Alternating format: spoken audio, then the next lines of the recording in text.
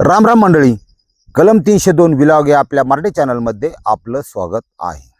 28 जून रोजी जी आपली बगलामुखी यात्रा चाललेली आहे पुण्यातून, त्यासाठी अजून 17 सीट गरजेच्या आहेत. कोणाचं शत्रुस्तंभन काही विषय असू द्या, फोन करायला मग आम्हाला काय अडचण नाही. सगळ्यात महत्त्वाचं ती गडबडीत रूट सांगायचा राहून गेला.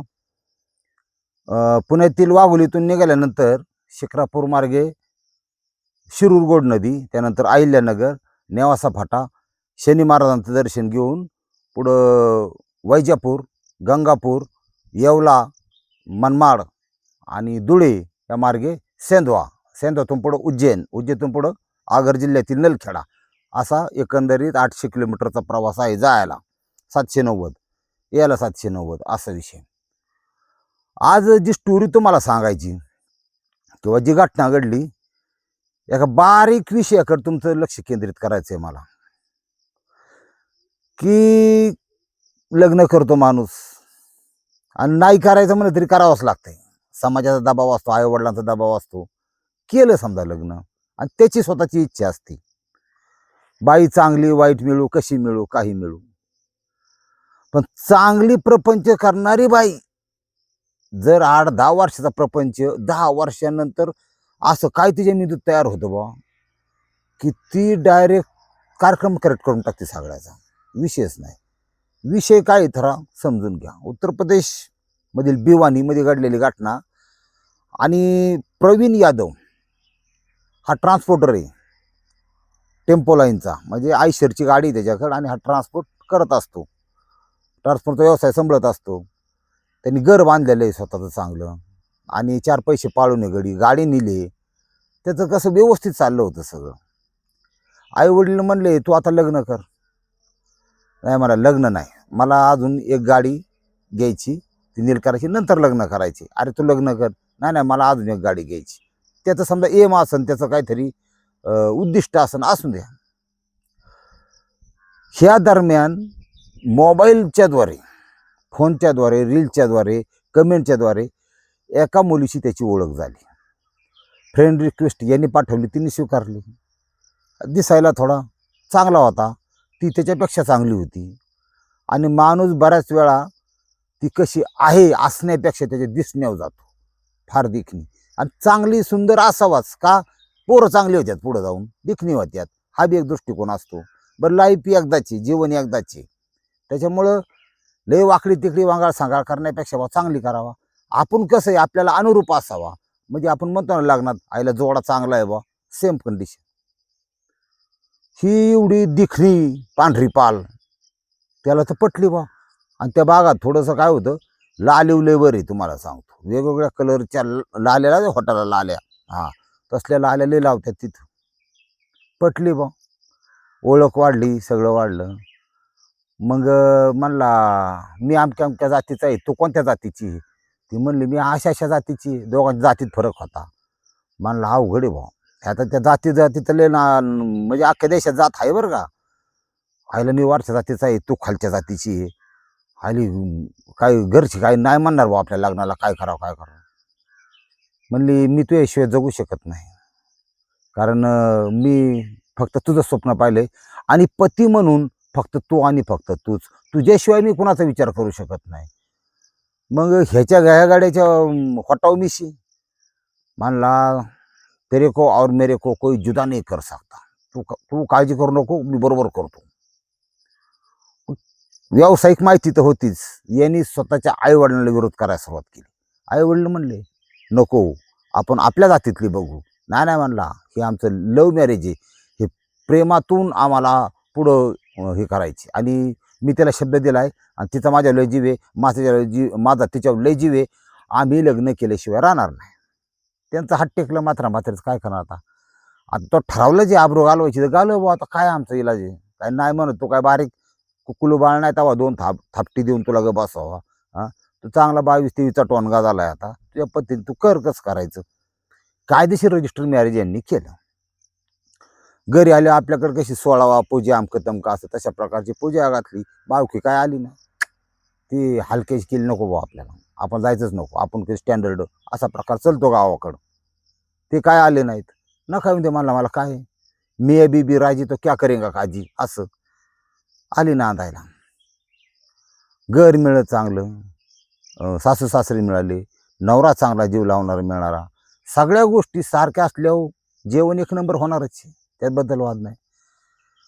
1 वर्ष झालं, 2 वर्ष झालं, 2 वर्षानंतर मग तिने गोड बातमी दिली, मग तेरे बच्चे की माँ बनने वाली हूँ. खुश.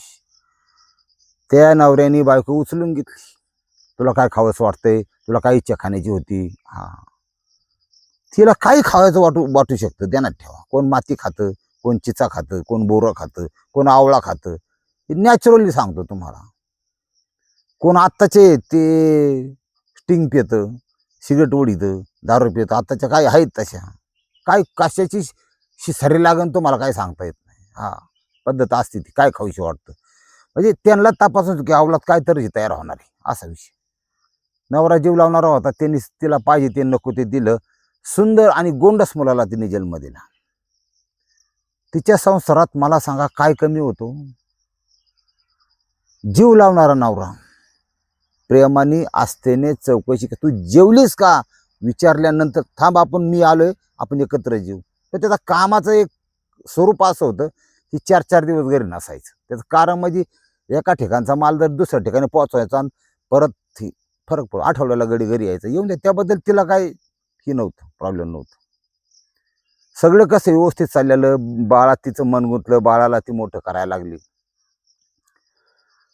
पण त्यांच्या आयुष्यात काय लिहून ठेवलं होतं की मला माहीत नाही, फक्त ते सटवीला माहीत असतं. तशा प्रकारच्या घटना घडतात पुढं, आणि अशी घटना आपल्या बाबतीत घडू नाही म्हणून दक्षता घ्या थोडी, बाकी काय म्हणणं नाही माझं. मग एका बायकोचा वाढदिवस होता, यांनी चांगला 15-20 हजाराचा फोन तिला गिफ्ट दिला. एक नवीन दुनियेचा अनुभव तिला झाला. घरी कसं असतं, पोरग हागलं मुतलं ती साफ करायचं, सासू मदतीला होतीच. एक कुटुंबवत्सल अशी स्त्री होती ही, आणि तिचं नाव आहे रिंकी यादव. आता ती थंबनेलमध्ये फोटो तिचा ओरिजिनल आहे, लक्षात घ्या. आणि तिचे तुम्हाला लाखो फोटो दिसतात सर्च केलं आपलं गुगल तर.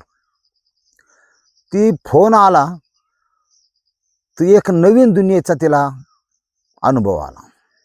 अँड्रॉइड फोन, त्यात ती रील्स पाहायला लागली, वेगवेगळे व्हिडिओ पाहायला लागली. आणि ह्याला उगच स्मार्टफोन म्हणत नाहीत. ह्या फोनचं वैशिष्ट्य असं आहे, प्रत्येक व्यक्तीची एक आवड निवड वेगवेगळी असते. काही असते बा, चांगली वाईट कसली असू नये, पण असते.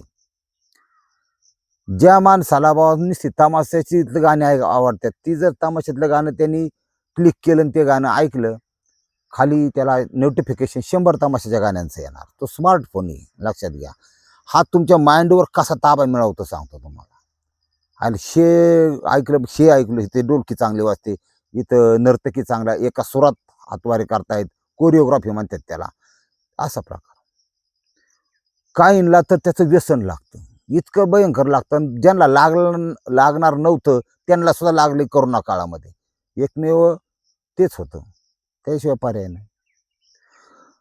ह्या मोबाईलनी त्या बाईला इतकी येडे केलं की ती काय पाहिजे त्याच्यात, दुसऱ्या बायांच्या रील्स पाहिजे. तिने कसा ब्लाऊज घातलाय, तिने कसे कपडे घातल्यात, ती कशी दिसते, ही अशी दिसते, ती कशी ठुमके मारते, ही ती असलं बघायला लागली. आणि मग ती आरसा घ्यायची, स्वतःला बघायची, मोबाईल असा करून घ्यायची, फोटो काढायची, स्वतःचा लाली लावायची, मी कशी दिसते, मी कशी दिसते, मी कशी दिसते. तिच्या डोक्यात एक कल्पना आली की आपण जितकं सुंदर देवाने रूप दिलंय, ही काय फक्त घरात राहण्यात नवऱ्यासाठीच काय दावा, ह्या रूपाचं प्रदर्शन करायचं, आपण सुद्धा प्रसिद्धी ग्लॅमर मिळवायचं, आपण सुद्धा रील स्टार बनायचं. केला प्रयत्न चालू. अकाउंट काढलं, इंस्टाला टाकायला रील सुरुवात केली, यूट्यूबला अकाउंट काढलं, तिथं शॉर्ट टाकायला सुरुवात केली.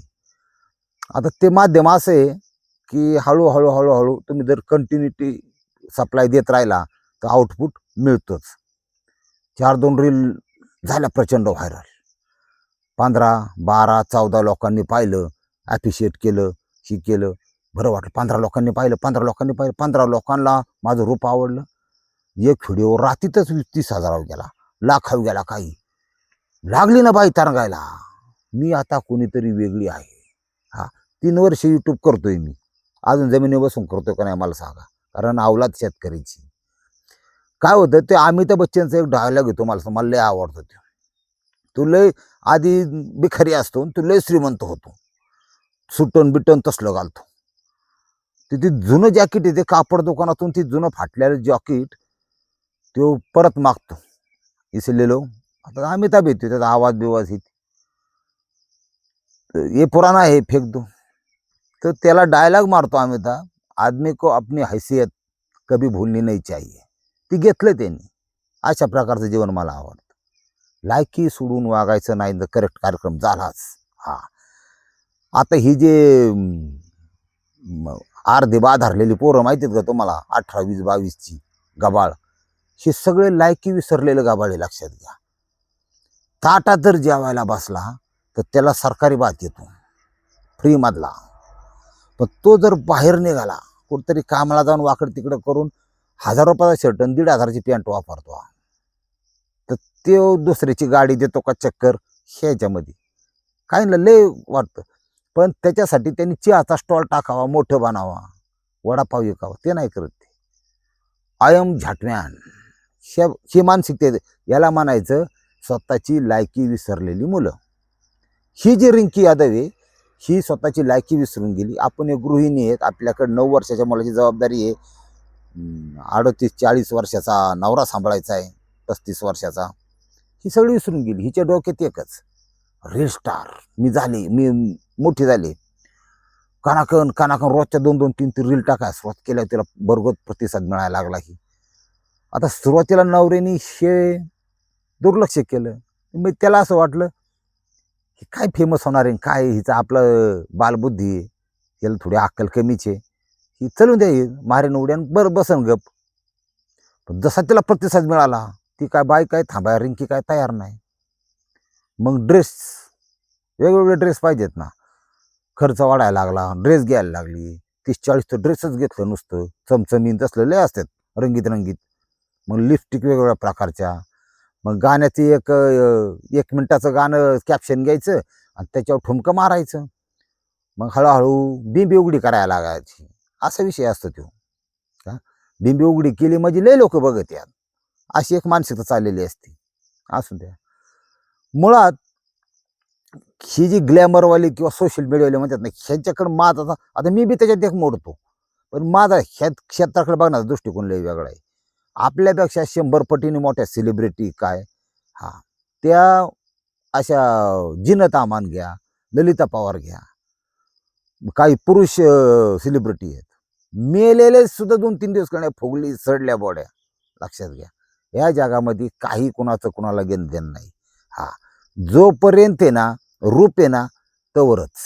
हा एकदा सुरकुत्या पडल्या ना, लांब राहावा जाऊन. आणि हिरोईनला असं वाटतं की मी 80 वर्षापर्यंत तरुण दिसावा. शक्य नाही त्या गोष्टी. ते अशी आपण सारवताना कसं थापितो बिथाडाला, आता सारवायचं बंद झालं लोकांचं, पण भुईशारा घेणे म्हणतात त्याला, किंवा बिथाडाला पांढऱ्या ह्यानी आपली बऱ्याच जणांची आई किंवा आजी हे प्रकार करतात. तेव्हा काय फरशा बिरशा काय नव्हतं, तर ती खाली शेणाचं सारवून घ्यायचं आणि पोथरा द्यायचा, लिपायचं. तशी ती मोठाले थापडं असं लिपी त्या तोंडाला, सुरकुत्या जाकीत्यात, चालल्या पार्टीला. असली ती दुनिया.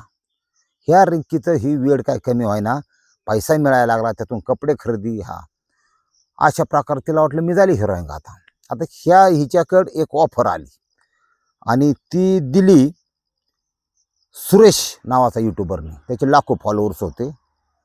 तर यूट्यूबर आहे. आता हे यूट्यूबर लोकांचं कसं असतं की रोज कंटेंट पुरवावा लागतो, ते त्यांच्या कामाचा भाग असतो. रोज सांगावं लागतं, रोज वेगळे पण व्हेरिएशन यायला पाहिजे. हा बऱ्याच प्रकार आहेत. त्यांनी म्हणला याला पाखरू तर चांगलं आहे बा, तिचाही फायदा व्हावा आणि तिच्या माध्यमातून माझ्याही चॅनल ग्रो व्हावा, आपण कॉम्बिनेशनमध्ये काही करू शकतो. ते म्हणले तुमचं नाव सुरेश आहे का? ते बी सगळं तराट होतं, म्हणजे सगळं चुंगीत बी तराट, पैशात बी तराट, आणि यूट्यूबला 2-3 लाख रुपये, 2-3 लाख फॉलोअर्स. त्यांनी दाखवलं एवढे माझे फॉलोअर्स आहेत बा. कुलाळलीन बाई, कुलाळली. तिला वाटलं मोठी स्टार बनण्याचं स्वप्न माझं पुरं होणार. हा मी नुसते उद्घाटनाला 50,000 रुपये घ्यायला बसली काही दिवसांनी. अशा प्रकारच्या हवेत ही रिंकू गेली. आणि मग त्यांनी बरोबर कार्यक्रम राबवला. त्यांनी काय केलं, म्हणलं आपण रील्स दोघं एकत्र बनवू.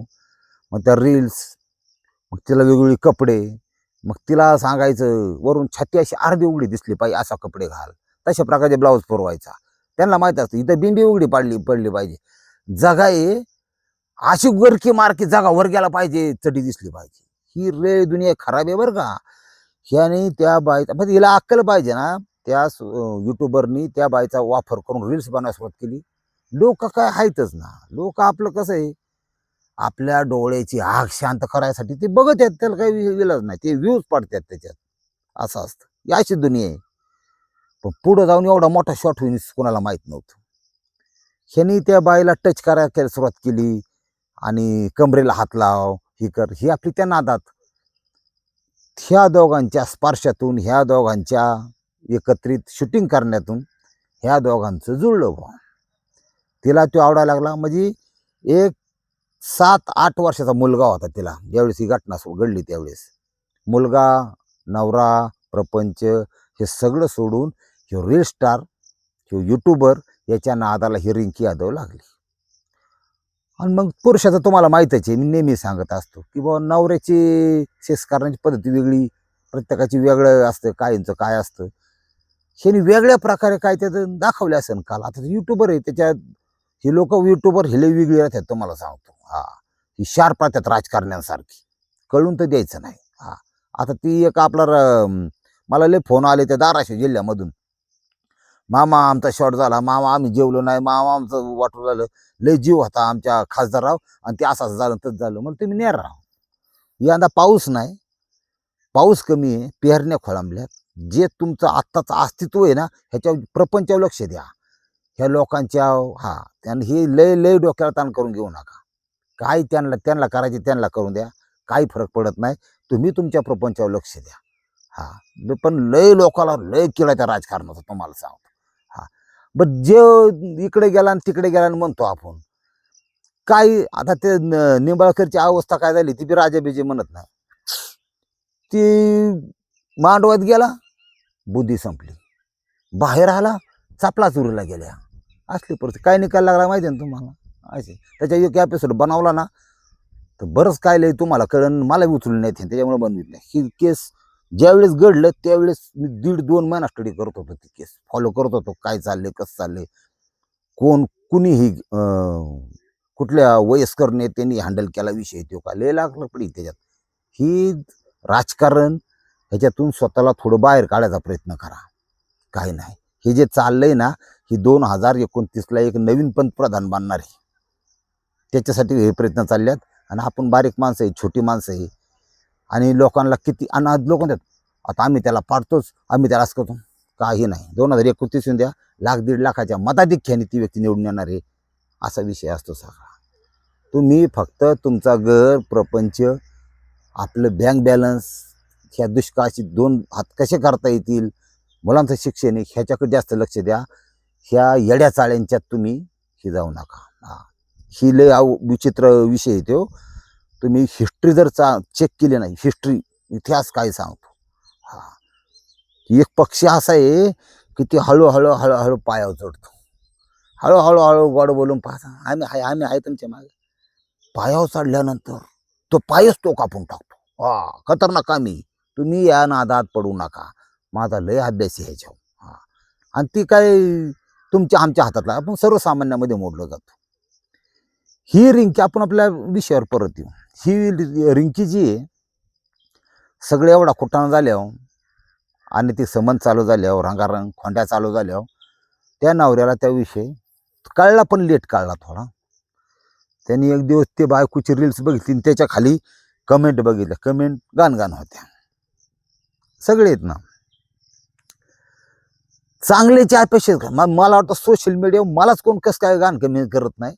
एखाद्या ती क्वचित येते. आता ती पाठीमाग म्हणजे युट्यूबरचा आयुष्य, युट्यूबर म्हणजे काय लय मोठा मिलय जाते पण असं काय नसतं तुम्हाला सांगतो. युट्यूबर म्हणजे जोडं खाऊन लोकांचं जगण्याचा धंदा. युट्यूबर हीच पद्धती. हा, एखाद्या फ्रेश सकाळच्या फार उघडलं डोळं. आता लय नाही, 3 दिवसापूर्वी घटना सांगतो. आता तुम्हाला सांगितलंच पाहिजे. झोपेतून उठलो. माझं एक म्हणजे असं तत्व असतं की झोपेतून उठलं मला लय आनंद होतो का माहिती का, झोपेत मेलो नाही, बरं झालं आपण नवीन जग बघा परत सावध झालो. म्हणजे त्या परमेश्वराचे आपण आभार मानतो. म्हणजे मला असं रोज वाटतं, फिलिंग माझी, की झोपेतून उठलं ना आज डोळे उघडले म्हणजे आपण जगलोय आज. असंच आहे, माणूस का होता सांगता येत नाही. मग आनंद होतो, फ्रेश वाटत असतो माणूस. मग नेहमीप्रमाणेच मोबाईल घेतला आणि बघितलं ना काय कुठं कमेंट, काय कमेंट सेक्शनकडे मी आधी जातो. ते बघितलं ना तर परवा दिवशी उठलो, ती बघितलं कमेंट सेक्शनमध्ये एक कमेंट होती, मामा मी गे आहे मला करा. आता दिवसाची सुरुवात अशी म्हणलं याला म्हणतात यूट्यूबचा धंदा तुम्हाला. मग ते आम्हाला यूट्यूबनी परमिशन ही दिलेली आहे एक सोय की जे अनावश्यक आहे. आता अनावश्यक केस कसे असतात, दाढी असेल खालची असतात, माणूस कसं काढून टाकतो ना, अनावश्यक गहाण काढून टाकायसाठी आम्हाला ऑप्शन दिले, आम्ही ती गहाण साफ करतो. हा विषय याला म्हणतात यूट्यूब. काही दुरून डोंगर चादर दिसतात, लोकांचे जोडे खाऊन आणि 100 लोक चांगले असले ना तर एक तरी असं असतं ती कार्यक्रम राबवतच आणि मग त्याला उत्तर द्यावंच लागतं किंवा त्याला काढून टाकलं किंवा त्याला त्यासाठी वेळ द्यायचा नाही, जास्त पुढं चालत राहायचं. ह्याचा म्हणतात यूट्यूबर. नवऱ्याने पाहिलं त्या यादवनी, म्हणला इतक्या घाण घाण कमेंट आहेत खाली, माझी बायको तू तू पोरग ही बंद कर बंद कर. आता बंद होत असते का बाई? हां. नवरा आला टेन्शनमध्ये, म्हणला मी कुणासाठी करतोय, बायको जर अशी बिघडली असेल तर काय, त्याच्यात त्याला अनैतिक संबंधाचा विषय कळला. प्रत्येक माणूस अशा गोष्टीला, मला कमीत कमी महिन्यात 4 तरी फोन येतात तुम्हाला सांगतो, आठवड्याला 1 तरी फोन असा असतो की आपलं चॅनल काय लय मोठा नाही, 1,00,000-1,50,000 लोक आहेत, मामा बायकोचं मी पकडले, मारू का मारू का, कायला मारतो तू, तिच्या आईबापाची इथं सोडून दे पण तू मारू नको, तिच्यासाठी तू कायला मरतो. बरं लेकरं असतात त्यांनी काय करायचं, त्यांना काय ही लफडण बिपडण खाजन माज, लेकरांना काय माहिती, भयानक चाललंय सगळं सध्या. म्हणजे थांबतात गुन्हे, नाही असं नाही, लोक ऐकतात आपली. पण ह्या ठिकाणी काय मानसिकता गाड्याची बिघडली, नवऱ्याची गाडी इकून टाकली, गावात फिरायला लागला, टेन्शनमध्ये संध्याकाळी प्यायला लागला, सिगरेट वळायला लागला, त्याच्या इतका आहारी केला की जेवण कमी झालं, उगा असा मरतोकडा झाला 2-4 महिन्यात. बायको तर काय का बायको लाफा लाफा याच्या पाठ्यामग, तिला काय फरक पडत नाही. तिला काय नवरा होता आठवड्याला शॉर्ट करून जायचा, शो आपला यूट्यूबर आहे, रीलच्या नादानी येतो, रील्स बनवतो, घरात बनवतो, दार लावून बनवतो, शॉर्ट बी टाकून जातो. त्याला काय टाईम लागतो का? नुसतं 10 मिनिटं अंगठं धरलं तरी काम होऊन जाते. तुम्हाला कळायच नाही आता लय लोकांचं अवघड झालं. मग शी असलं बघ ह्या गाड्यात झालं, नवऱ्याचं डोकं हँग, काय करावं काय करावं. मग तुम्हाला काय नाही, काही असू द्या पण याला विरोध करायचा. एक दिवस तारीख झाली 26 मार्च 2026. ह्या दिवशी त्याची एंट्री झाली. यांचं चालला असं रागारंगात, शूटिंग बिटिंग काढून झाली होती, मग थोडी गरम झाली असते आणि मग म्हणली असते एखादा शॉट आपला चालता चालता काढून जावा बा, त्याला काय तेव्हा रोजच आहे. आणि तिला तरी काय नाही फरक, काय त्याला काय तू तोडून नेतो का तेव्हा, त्याला काय गरीब लुडबुडूब करीन जाईल निघून, तेवढीच मजा. असं त्या त्या कार्यक्रम चालू असताना यांचा रागाराग तू आलं बनवा, पेलेलंच होतं ते. घरात आलं की नशे त्यांनी 1-2 तर वाजवल्या बा, ते कुमकोत झालत आणि त्याला बी वाजवल्या. दोघांनी विचार केला, दुपट्ट्याने आवळून मारलाय त्याला नवरा, त्या बाईनी, रिंकूनी आणि त्या सुरेशनी युट्यूबरनी दुपट्टा नरड्याला टाकून खालास गडी आवळून. हा बायको आहे बरं का त्याची, रील स्टार, खलास मारून झाल्यावर म्हणले आता हे न्यायचं कसं घ्यायचं. म्हणले विचार करू रात्रभर, 12-1 वाजून दे. तिची पोतं त्याच्यात भरला त्याला आणि ॲक्टिवा गाडीच्या मध्ये असं स्पेस असतो बघा पुढं, पाण्याचे ड्रम बिम लोक ठेवतात तिथं, त्याच्यात ती घातलं आणि नेलं त्यांनी. दिलं किती 7 किलोमीटर लांब नेलं, कॅनॉल होता भरलेला त्याच्यात टाकून दिलं. आता 3ऱ्या दिवशी ती बॉडी मिळाली 29 तारखेला आणि तिचं जे नाव होतं बघा, ही प्रेमविवाह झालेला होता बरं का, तिचं जे नाव होतं कोरलेलं त्याच्याहून ती बॉडी आयडेंटिफाय झाली. कारण इकडून मिसिंगची तक्रार दिली होती की यादव हा प्रवीण यादव बेपत्ता आहे. मग पोलिसांनी सगळ्यांचं स्टेटमेंट घेतलं, सगळ्यांचे कॉल डिटेल्स सिव्हिलियन्सला टाकले, कोणाचं काय कोणाचं काय कोणाचं कुठं कॉन्टॅक्ट आहे. ह्या त्याच्या बायकोचं रिंकीचं सगळ्यात जास्त फोन 2-3 वर्षापासून मारणाचे फोन, नवऱ्याला एखादा, पण याला मारणाचे फोन. म्हणले हा कोण आहे? नाही आम्ही एकत्र ते रील्स बनवतो, माझा व्यवसाय आहे रील बनवणे, असं तसं हे ते. बरं बरं बरं. रील बनवता बनवता पोलिसांचं कसं असतं ते सोडत नाहीत, त्यांनी वॉच ठेवला. मग ही जे वारलेली व्यक्ती आहे, खून झालेली प्रवीण यादव, आणि ते चुलत भाऊ होता, त्याला क्राईमची आवड होती, क्राईम तो बघायचा. त्यांनी एक अर्ज दिला, साहेब CCTV फुटेज साहेब प्लीज. आणि ते तर आमच्या कामाचाच भाग आहे, पोलीस स्टेशननी सगळे CCTV तपासले, ते ॲक्टिव्ह पोतं ते दिसलं बा त्यांना. बरं ज्या दिवशी घटना घडली त्याच्या आधी बी रेखीचा प्रकार केला होता, 1-2दा रात्रीचा चक्कर मारायचा तिथं तिच्या घरी, असं प्रकार आला असं खोंड्या बिंड्या करायला, आज होतोय काय असं असतं लोकांचं. पण त्या दिवशी नेमका हिने त्याला आत घेतला आणि तो आला बा, आणि त्या दिवशी तो आला पण गेला दिसलं नाही, डायरेक्ट गाडीन पोतन ते सगळं दिसलं. CCTV फुटेजच्या आधारे ही 2 राताळी त्यांनी ताब्यात घेतली, ही बाई बी घेतली. ही आता त्याच्यात दुःख काय आहे माहिती आहे का, बाप गेला मरून आणि आई गेली आतमध्ये, निघन 1-2 लाख देऊन बाहेर, तो काही विषय नाही मोठा. सध्या परिस्थिती तशी आहे. ती निघन, काही होईल पुढचं, पण त्या लेकराला बाप नाही आणि आई ही असली, काय करणार?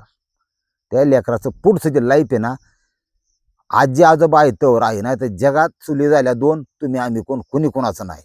त्याचं पुढचं शिक्षणाचे 5 आणि 10 लाख रुपये भरायचे म्हणजे कोण भरणार आहे हो? मग त्याचं लाईफ पूर्ण खराब झालं हे आईबापाच्यामुळं. आणि ह्याला कामन, ह्याला जे कारणीभूत असताना ही डबडे, ही मोबाईल आहे, त्यामुळे याच्या आहारी किती जायचं ज्यान त्यानं ठरवायचं बा. पटलं तर घ्या, नाही तर सोडून द्या. आणि काही अडीअडचणी प्रपंचात शत्रुस्थापनाचा तुमचा एखाद्याने जीवन खराब करून टाकले बा, त्याचा कट कार्यक्रम करायसाठी बागलामुखी यात्रेला स्वतःचं जीवन सुखी यायचं असलं तर माझ्यावर येऊ शकता. रामकृष्ण हरी माऊली.